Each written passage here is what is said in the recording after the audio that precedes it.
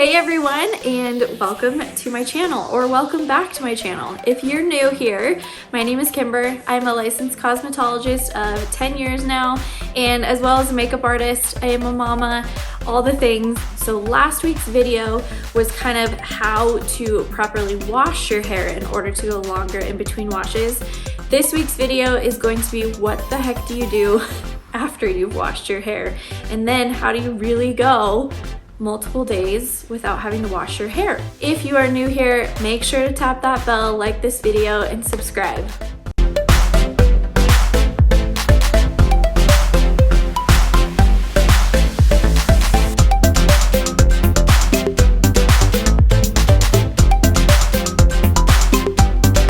Alright, so last week we talked about how to wash your hair properly. I hope you guys picked up some golden nuggets within there. Raise your hand if you did not know you were supposed to be shampooing your hair twice.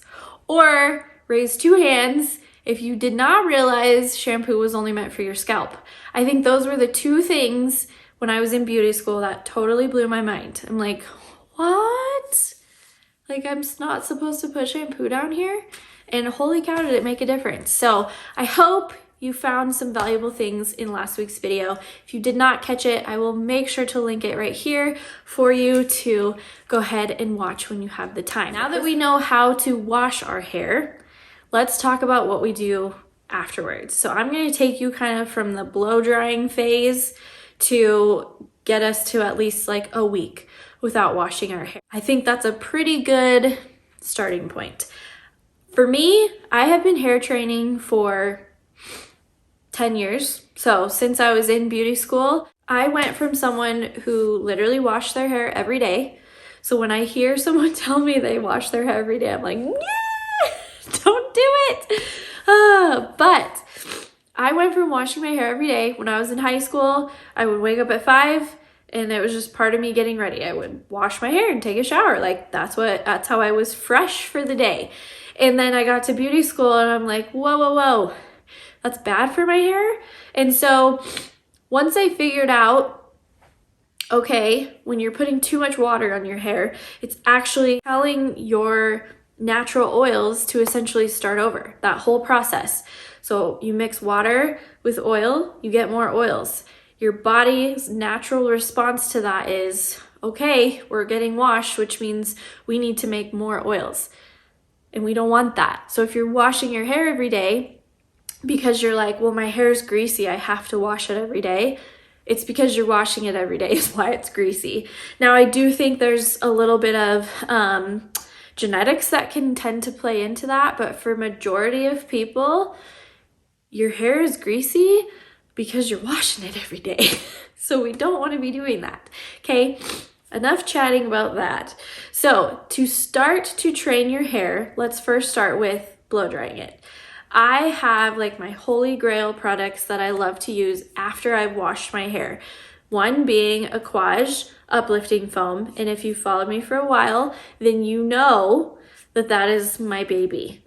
And I swear by that stuff. That is going to give my roots the best volume possible. I have really thick hair, so I have to work a little bit harder when it comes to getting volume because it's heavy, it gets weighed down easily. And Aquage is like the end all be all product that I have found really truly does give volume. So I start with that. I apply that to my roots. I then apply an oil to my hair. This oil can kind of vary as far as what brand that I like to use. Currently, I am using an oil from Surface and I really do like it. It helps protect my hair from heat, so any damage that can occur. It also helps protect it just from the elements outside. Believe it or not, wind, sunshine, things like that, it can have damaging effects on your hair. And so having an oil in there really helps kind of keep the integrity, especially if you are one who likes to style it every day with hot tools, then you definitely want to make sure you have some sort of oil in there, some sort of heat protectant. I do, in addition, use a detangler. Currently, I'm using one from Kevin Murphy. I really have been happy with it. It smells good. It detangles my hair really nicely, and it also acts as a heat protectant. So I'm kind of doubling down in that area. After I've applied my products, I then go in with a wide tooth comb and I am combing my hair from the bottom to the top. You never want to go from the top down, especially when your hair is wet. Like I talked about in the previous video, your hair is most vulnerable when it's wet, meaning it's the most fragile when it's wet. So you never want to overstretch the hair. You never want to go from the top all the way down while you're combing because it will break your hair. Next thing with a towel is when you are drying your hair. So I like to towel dry my hair before I actually use a hair dryer, and you never want to do this.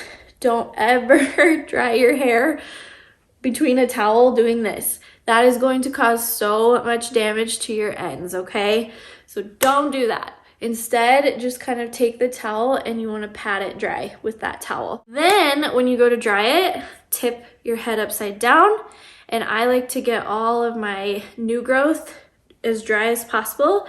About halfway through, I'll stop and I'll comb out that product so that I make sure it doesn't get too crusty at the top, and I'll run a brush through it really quick, making sure I'm being gentle, because when you have hair that's half wet and half dry, it's also still very fragile and it can be a little bit harder to comb through. So just make sure you're being careful with that. Once my hair is dry, I then will go through with a brush that all out, working from the bottom to the top, and then I go in with my dry shampoo.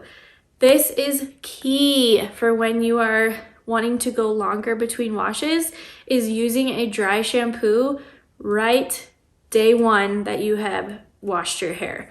By applying the dry shampoo the same day you wash your hair, you're kind of getting ahead of your oil production before it even starts. So you want to have kind of preventative care with your oils. So by applying that dry shampoo, you're kind of getting ahead of the curve and you can help counteract those oils right off the bat. How I apply dry shampoo is I just start right from the middle and I go in about 1-inch sections all the way down my hair.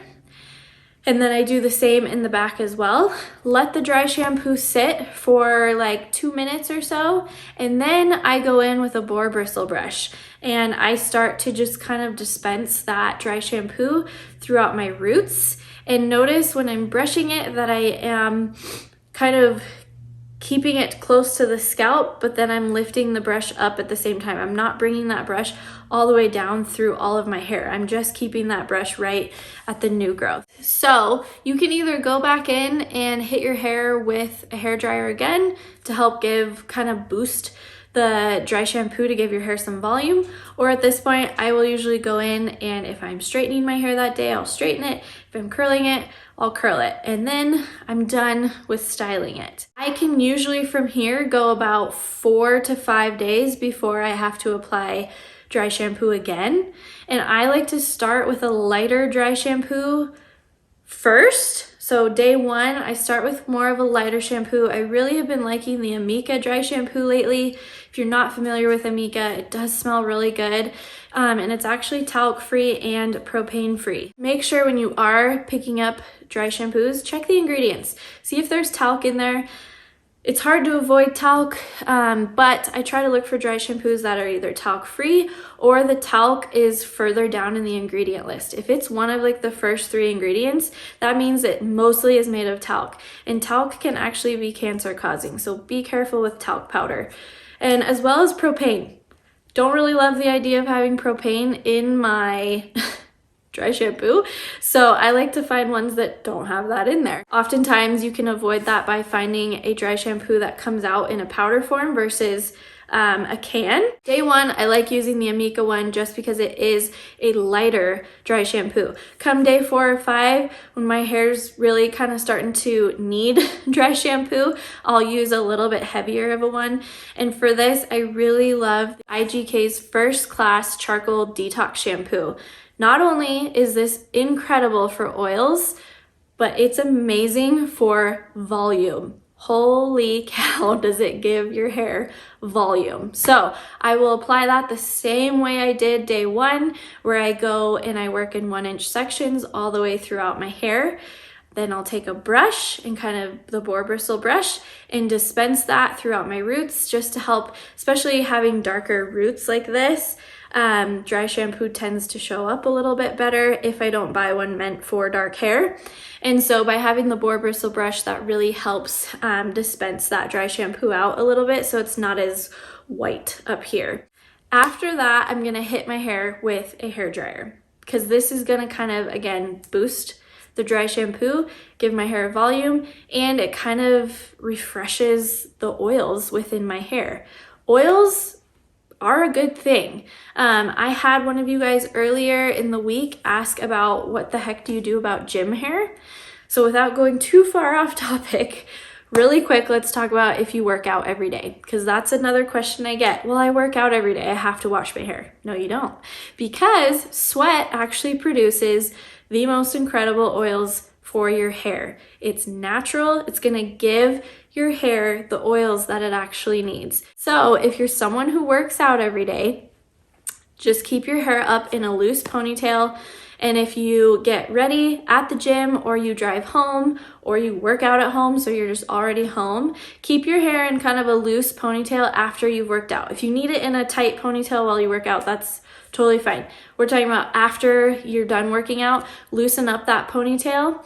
Then once you get to a place where you can have a hair dryer, take the ponytail out and start drying all your roots. And then you can apply dry shampoo. Hit it one more time with a hair dryer if you feel you need it. Otherwise, just apply dry shampoo right at the roots. I also at that point would like to add an oil to the ends, just because when you start getting a lot of dry shampoo in your hair, it can start looking dry. Having an oil in there to kind of give some shine and some smoothness to the ends is a good idea. Just remember, sweat equals incredible natural oils for your hair. You just want to make sure that you don't let your hair dry on its own before you've had a chance to dry it with a hair dryer. All right, so let's kind of talk about the details of how you can start going multiple days. Now that we kind of have the products and the tools and how to use those, how do you actually go multiple days? So what I would recommend is if you are someone right now who is washing your hair every single day, here's your homework assignment. So if you wash your hair today, don't wash it tomorrow, but then you can wash it on that third day. Does that make sense? So kind of go every other day. Do that for about 2 weeks. Then start going every 2 days. So if you wash your hair today, you're not gonna wash it tomorrow or the day after that, but then you can wash your hair and do that for 2 weeks. And you kind of start to do that pattern until you get to the allotted days that you are wanting to go. So for me, my goal is always 7 to 10 days. I'm a little embarrassed to admit I've gone longer. I think the longest I've gone is 15 days, which I know sounds totally gross, but you guys, that is when you get like the most amazing volume. I get asked about volume a lot. That is one of my secrets to volume, is seriously like day 7, 8, 9, 10. Those are when I'm getting like the best volume with my hair because it's getting dirty, it's getting gritty, it's starting to get more grip to it. So it just naturally stands up better, okay?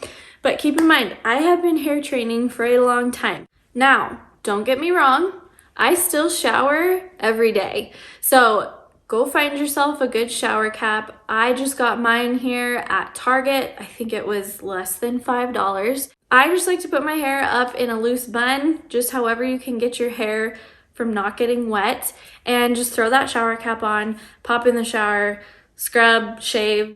Just because I'm going 10 days without washing my hair does not mean I'm going 10 days without showering. So I had to throw that in there so you know I'm staying clean. Be patient with it. It is a process. It's gonna take time. Whatever you're doing, do that same pattern for at least 2 weeks at a time. So for 2 weeks, you're gonna go every other day. Then the next 2 weeks, you're gonna go every 2 days. Then the 2 weeks after that, you're gonna go every 3 days. And you kind of have to work your hair up to that, especially if you are someone who is used to washing your hair every day. You're gonna need that 2 weeks to give your hair time to process what's going on. So fall in love with wearing hats, fall in love with wearing headbands. I love big cloth headbands, especially when my hair is really starting to get like, Kimber, you need to wash it. Headbands are great, especially if they're wide enough.